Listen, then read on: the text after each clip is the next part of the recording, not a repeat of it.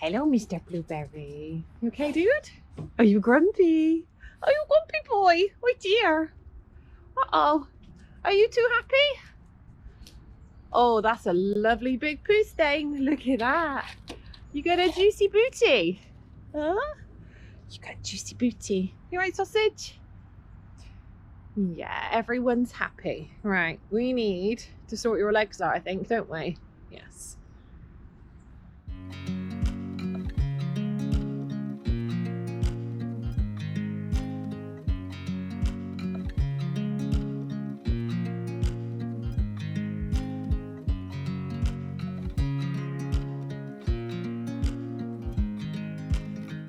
Okay guys, so today's video I'm going to talk to you about feather mites. Now I thought I'd done one of these videos before, but I can't find it. If I did do it, it's probably a really old video. Like I did a few videos like this quite early on in my YouTube, can you call it a career? I don't feel like it's a career. Journey, let's call it a journey. I did some of these early on in my YouTube journey. And I decided it was time to go ahead and remake some of those earlier videos I did. They've got some good like views on them, but I feel like the quality of the videos are just a bit so I want to do a better job of it. So the one we're going to tackle today is feather mites, and the reason I've chose that one to do is because I have my suspicions that we may have feather mites here at the moment. So about a week ago, I noticed some very particular behaviour in our horses, which I've only ever seen when they have feather mites. However, I've not seen them do it for about the last 2-3 days. So I'm wondering if I've resolved the issue already just by oiling their legs up basically. But I'm going to go ahead and do some extra stuff just to make sure. So I said they're probably not going to do it today because I haven't seen them doing it, but the textbook behaviour you're going to see if your horses get feather mites is like a stomping, but it's like a really particular stomping. It's like they kind of do like that kind of thing, like it'll be like that, or you might see them biting their feathers. So Woody, he really chews on his legs when he has feather mites, and he will stamp his back legs. Some horses will even like scratch their legs on objects. So we used to have a mare years ago, and she would reverse up to water troughs and like literally she would do this. So she would drag her legs up and down the edge of the water trough to scratch them. But like I said, the most common behaviour you're going to see is that stomping, and it is a very distinct stomp. It's not like they're kicking flies, like they're literally like doing that, like stomping on the floor. So that's usually the telltale sign that you might have feather mites. Now what feather mites are, other than being a pain in the backside, is like I don't know if you'd call them microscopic, but you can't really see them with the naked eye. I think they're like point something of a millimeter across, something like 0.3 I want to say, something really tiny like that. So you can't really see them. Loads of people get malanders and salanders confused with feather mites, and the two conditions can go hand in hand. So malanders, salanders refers to a skin condition where the horse has excess keratin buildup in the skin, and so you get flaking and scabbiness on the legs. And Nelly and Woody both have a touch of that at the moment. So possibly that's why they were doing a little bit of stamping. Maybe we did have mites. Like I said, I think the issue may have been resolved now, but what happens is these microscopic mites like to feed on dead skin. And when you have malanders and salanders, you get a lot of dead skin flakes and scabbing building up on the backs of the legs or on the backs of the knees, thus creating a delicious environment for feather mites to live in. So I think that's why a lot of people muddle the two up. Lots of people will see that a horse has scabs on their legs and immediately assume that they have feather mites. That's not necessarily true. But yeah, the two can kind of go hand in hand. So yeah, feather mites are incredibly irritating for the horse. They can get out of control really, really quickly if you do not keep on top of it. So I'm going to give you guys a few treatment methods today that we have tried and tested numerous times. There may be other stuff out there that you can do. I couldn't say much about it because I've not tried them myself. Like I said, I'm only going to tell you about things that I know work. But before I do that, I'm going to give you guys a few tips on management, like environmental management. Hello, beautiful girl. I'm coming over to be in the video, huh? So one of the biggest things I have found that has helped us with feather mite management is getting our horses off of straw. Straw beds are an absolute nightmare for parasites. I can't explain to you why. Perhaps they come in from the fields with the harvest. Perhaps because of the way that shavings are processed, it kills off all of those bugs. Like, I genuinely don't know what it is, but since we stopped using straw bedding and we moved on to wood pellets and shavings, we have had very, very few instances of feather mites. Now, we used to get feather mites all the time, like every year, guaranteed. We very rarely get it now. So that is the first thing I will say, is have a look at your bedding if you have a recurring problem with this. Overall, feather health is advisable as well. So generally speaking, if you keep your horse's feathers clean and you keep them well oiled, you are going to be creating an environment that's less desirable for feather mites to live in. Because like I said, they like to eat on all those dead skin cells. If you're keeping the feathers clean, you're keeping on top of any Malanders outbreaks, and you're keeping them well oiled, it's just not the ideal environment, and you're probably going to get less problems. Again, this is observations that I've made with our own horses. If I don't keep on top of the Malanders and the oiling, then we start to get problems with the feather mites. And the other thing I would say is to just keep your environment clean. Like, I'm not talking about freaky clean, I'm not talking about super clean, but like once a year I'll go through and disinfect our stables with something that I know is going to kill stuff like that. So if there's anything living in the timber or living underneath the mats or anything like that, I said once a year is probably enough, maybe twice a year. You don't have to go crazy with it, but just like give it a really good deep clean, sweep everything out, get the whole bed out, scrub it, disinfect it, let it dry properly. Use some kind of disinfectant that's going to kill like viruses, insects, parasites, fungus, you know, the full spectrum. And that really helps as well, I found. Oh baby, is this boring? Oh dear. Nellie's not amused with my video so far, apparently. She's stood behind me sighing.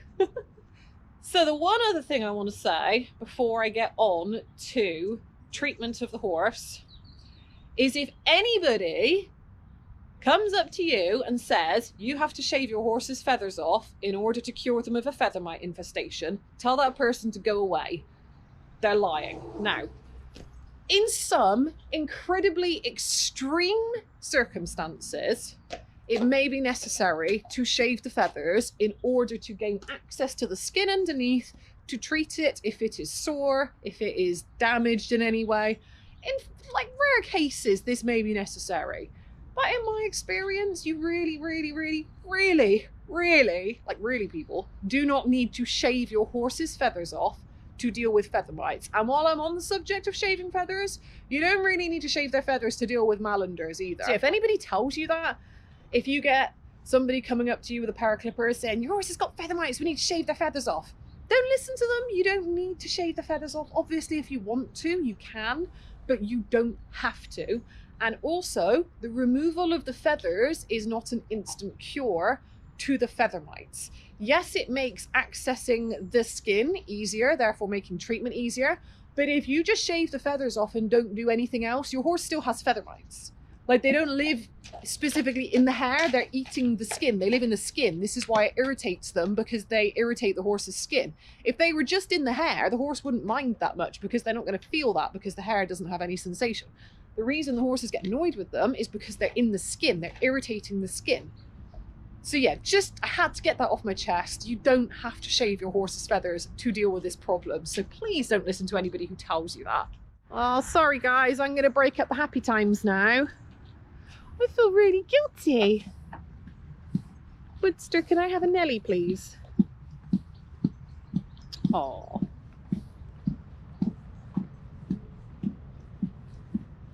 It really does sound painful when they do that. Oh, are you done with his services? She's so funny. She's like, come here and groom me. And then as soon as she's done, she bites him and tells him to go away. Right, let's have you, pretty girl. You're a funny girl, aren't you? Huh? She knows what she wants, and she's gonna get it. Come on. Go, let's do your legs. Good girl. Okie dokie, we have our glamorous model Nelly here. Beautiful girl. I tried to brush the poo stains off, but yeah, they ain't going nowhere in a hurry. You just wanted to be a poo bowl, didn't you, babe? Hey? You stinky girl. So, oh yeah, the tail as well. The tail is questionable. That's because you like to press your bum up against the wall before you go poop, isn't it? Silly girl. You got manky stuff on your eye. Let's get that off. There you go. Right. Okie dokie. One beautiful, slightly less poopy, glamorous assistant, Miss Nelly New here. Okay, so let's show you guys some of the things that I will frequently use to deal with feather mites. And it's really simple, really easy.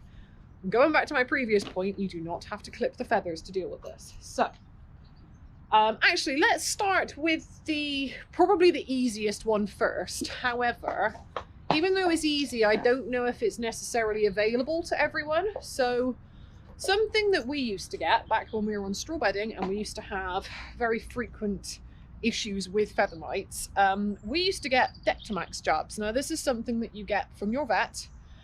I do not believe that it is licensed for use in horses. I believe, if I'm not mistaken, that it is licensed for use in cattle as, excuse you, that was rude, as some kind of insecticide. And I think it also kills off certain worms as well. So I think it's like a insecticide, fly repellent, worm treatment kind of thing for cattle. An injectable one. So for many years we had this for our horses. Now I've since spoken to people who've said that they can still get it. So I feel like some vets still do it and some vets don't do it. I got the impression when I went in our vets last that they might be doing it again now, but I don't feel like it's necessary anymore. So what the Dectomax jab does is just kill all the insects that are on the horse. So if they've got feather mites, they're going to die.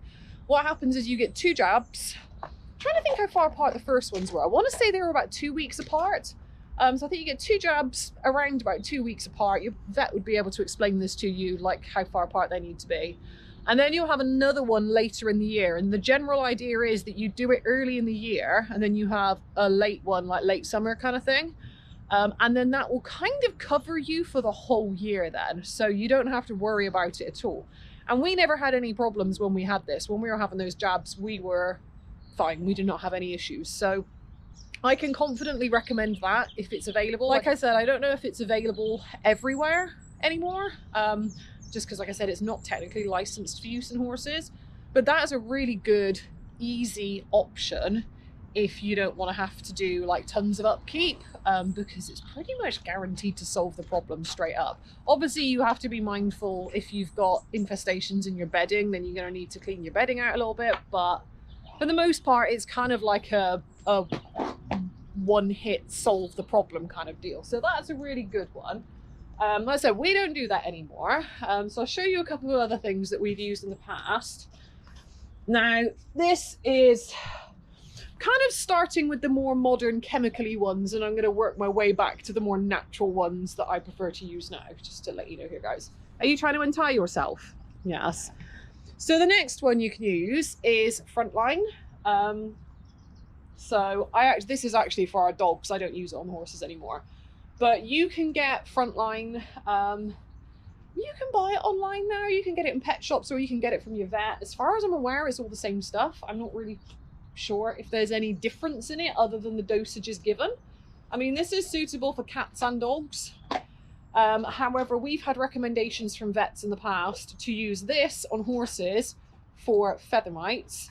Now you can either use the spray, so you can get a sprayer like this, and the idea is that you would put a few pumps behind each knee. Equally, you can do that with Frontline Spot On. So we used to use the Spot On, and you just squeeze one of the little pipettes of Frontline onto the back of each knee. Again, you have to do that like 2 weeks apart, and then do it again later in the season to keep on top of it. And the reason behind that is because of the breeding cycle of the mites. So if you only do one treatment, there's a very high possibility that the next batch of eggs is going to hatch out and the cycle's going to start all over again. If you do it and then do it at a 2-week interval and then do a follow-up one a couple of months later, you kind of like break the cycle and hopefully kill all of them off. And then as long as your environment is free from them, you should not have a problem again. hopefully not that quickly. Like I said, it depends how good you are at clearing your environment, whether your horse is picking them up from neighbours or from dirty bedding. Like, there's loads of variables, but generally speaking, doing those 2 hits and then a follow-up one a little bit later will kind of get on top of the problem for you. Like I said, we've had success with this. Other people might not have success with this, but this worked for us. Hence, I'm letting you guys know about it if you don't already know about it. I feel like most people know about Frontline, and I feel like most people know about Dectomax.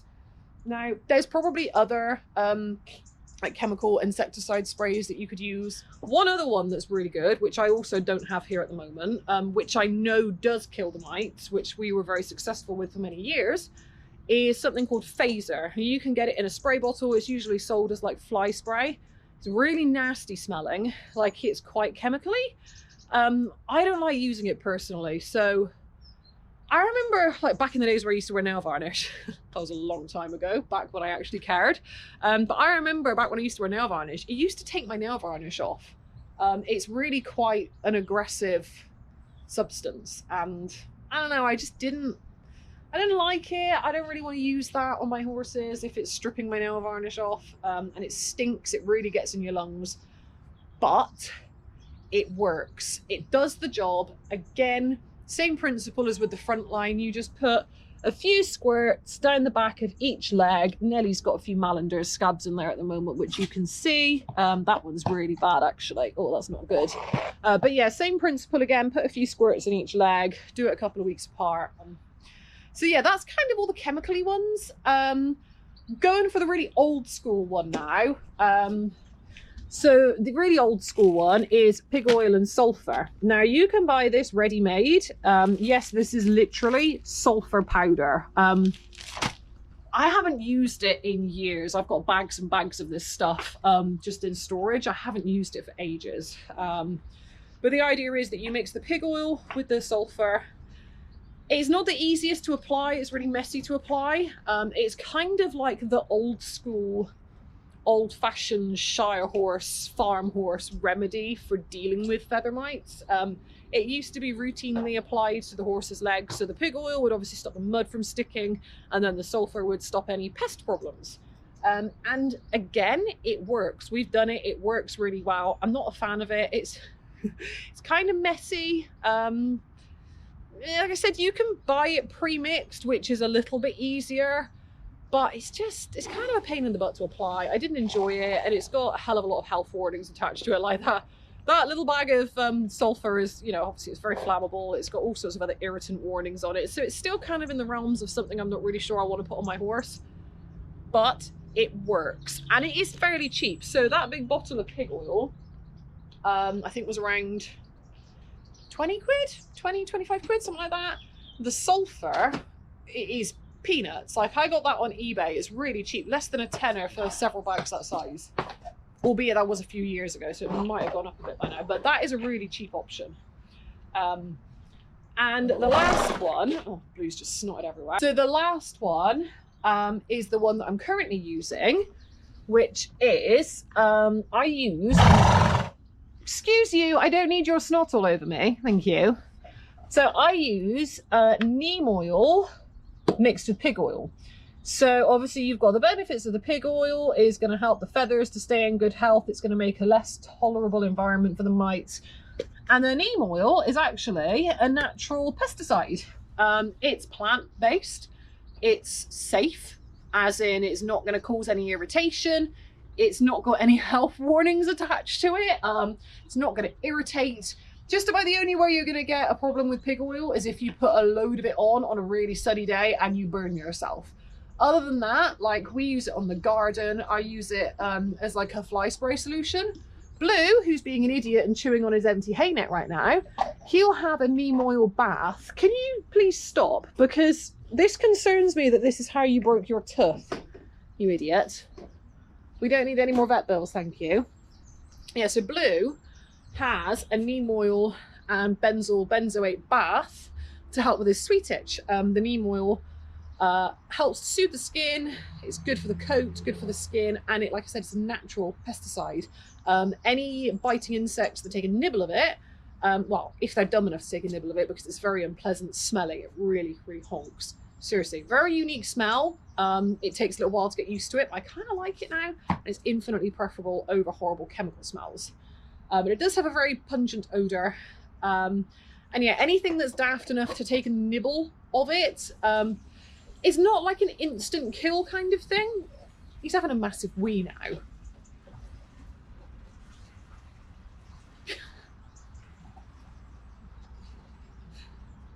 Flippin' heck, Blue. That's why he gets through so much bedding. My goodness. It's going well, is it? Oh dear. So, yes. I was talking about neem oil, wasn't I? Yeah, so it's not like an instant kill kind of thing. So you're not putting poison on your horse, but what it does is it disrupts the breeding cycle of any insects that happen to consume it, while also being a very effective insect repellent. So you kind of got like a repellent and then a slow acting insecticide, all that isn't harmful or nasty or chemically. So that's what I opt for now. So I use neem oil mixed with pig oil. I slather that on their feathers exactly the same as I would just oiling their legs up with normal pig oil. And I will do that as often as is needed to keep their legs oily. Usually within a week or two, any itchiness is gone. They're not stamping anymore. Although, to be honest, I said, I've only been putting pig oil on them over the last couple of weeks with no neem oil in it. And they're not stomping now. So I think that might have been enough to deal with any problems we had. I said it does create an unpleasant environment for them to be in. But the neem oil is just like an extra little kick in there, extra little secret weapon. And throughout the winter, generally speaking, I will oil their legs once a week, maybe more if it's particularly wet and disgusting out, just to keep them clean. And we don't generally get problems. Now, I think the reason that we had a problem this time round is because I hadn't started my feather care routine for the winter yet. And so that was kind of my bad. I should have started it, especially given how mild it is out and the fact that they're in the stables now. That's usually when we get problems. And we quite often find we get problems in the springtime again as well, when it's warming up a little bit. I'm going to use my trusty washing up liquid bottle. This is the only way, in my opinion, to apply oil to a horse's leg. You can get spray bottles, but they always just clog up. They're really inefficient. They break quickly. But an old washing up liquid bottle will do wonders for this. You can get it right where you want it. Nelly, I don't want your foot up, sweet pea. I just want to make you a bit mucky. Yeah, I know. I know, babe. And you can squirt it anywhere you want it with this thing as well. Honestly, it's so much easier than a spray bottle. I'm kind of over spray bottles.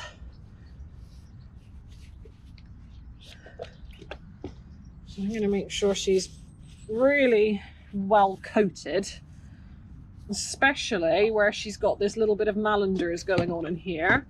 One, because it's going to help remove those scabs from her hair, and two, because it's going to help deal with that problem in her skin as well. And also it will make it a very unpleasant place for any possible mites that might be hiding out. Oops, daisy, overshot a little bit there. The Nelly baby, he's a good girl, aren't you? Good girl. Right, her legs are now absolutely saturated in oil. Now, this is way more oil than I would normally put on for like a general feather care maintenance.